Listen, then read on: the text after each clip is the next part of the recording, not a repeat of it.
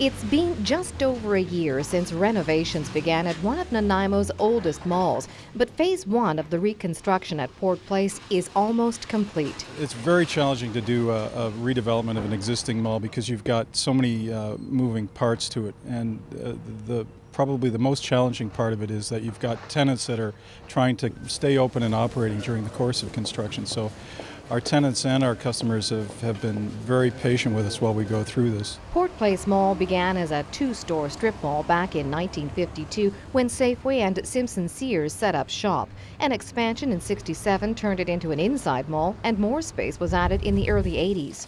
We purchased it about 5 years ago, and we've been challenged trying to make sense of it since then.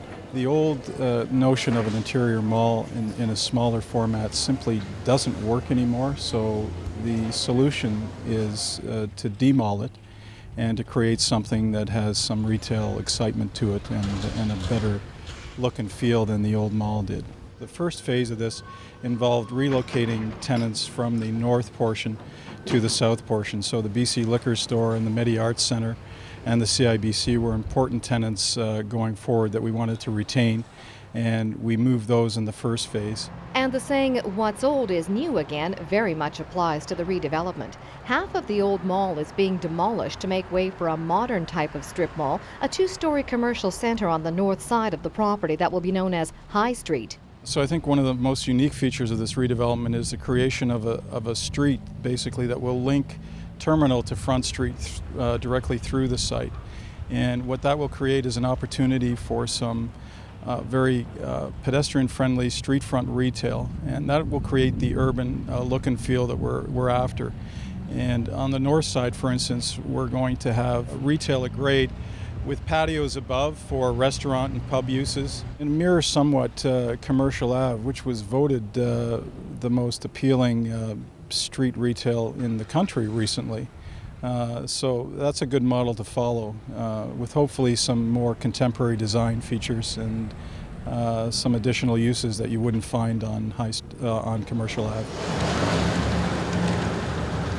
Long-term plans include construction of residences to complete the village feel. I think the first phase will be the townhome and low-rise, and I think there's probably an appetite for that in the next 5 years.